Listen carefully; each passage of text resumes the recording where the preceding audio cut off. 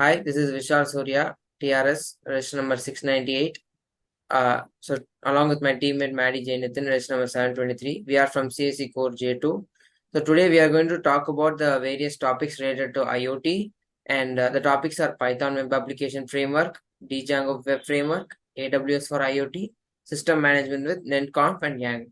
So I'll be discussing Vishal. So I'll be discussing about Python Web Application Framework, Django, and my teammate Nitin will be talking about AWS and System Management, NetConf and YANG. So moving on to Python Web Application Framework. So what is Python Web Application Framework? So Python Web Application Framework is nothing but a software program that uses Python as its primary language for creating dynamic web content.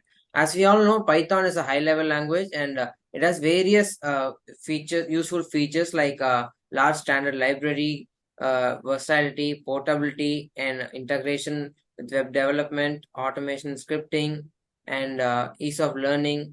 So as we all know, these are the main features of Python that make it very useful in IoT to create Python web application frameworks.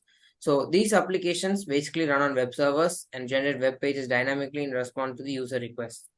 So Python's, as we discussed, Python's simplicity and versatility and its large ecosystem of libraries make it a primary choice for web development. So let's discuss about the key features of Python web applications. So some of the key features are it's beginner friendly, it's flexible, versatile, has a large library, and along with that, it has server-side logic. So Python web applications execute code on the server to process requests, interact with database, and generate responses. And ease of development. Python's clean syntax and extensive libraries enable rapid development of web applications. And scalability. Python's web framework like Django and Flask provide tools for building scalable and maintainable applications. So the main problem comes with scalability. As the more data is generated, many people face problems with scalability, and Python web frameworks like Django is more useful in those cases. So let's now discuss about Python. Let's now discuss about Django framework. So Django is a high-level Python web framework that encourages rapid development and clean, pragmatic design. So it basically follows a battery included philosophy where it provides built-in features for common web development tasks. And along with that, Django is an open source web application framework, which makes it useful for many people to use it. And based on the whole Django framework is based on model template view architecture. So model template view architecture is nothing but where the data model, view logic, and template generating are separated for code organization and maintainability. Along with that, we have object relational mapping, where Django's object relational mapping allows developers to interact with databases with Python objects, abstracting away low-level database operations. And built-in admin interfaces. So the Django provides a built-in ready-to-use admin interface for managing application data, users, and permissions. So this has a main advantage of security and more user-friendly security management for the admin. So now we can look at the image and we can see that battery included approaches, rapid development, security, and community support are a few of the features that we have discussed.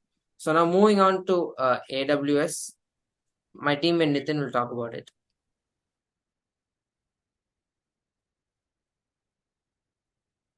Hi, my name is Jain.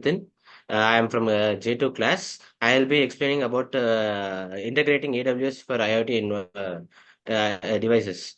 Integrating AWS for IoT involves leveraging AWS IoT services to build and manage IoT applications. AWS IoT provides a range of services with the AWS IoT core servicing as a central component for secure communication and device management. Additionally, AWS IoT offers IoT analytic for data processing and analysis, extending cloud functionality to edge devices. Next is key components of AI IoT devices.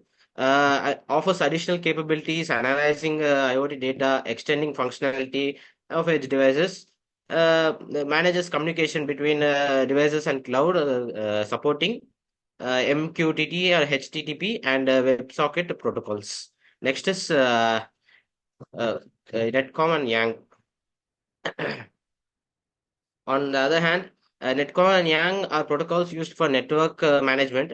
NetConf allows for retrieving and manipulating configured data on network devices using a simple RPC mechanism for communicating. YANG, on the other hand, is a data modeling language used to describe network configuration, providing a structural and extensible approach to defining data exchange between NetConf clients and servers.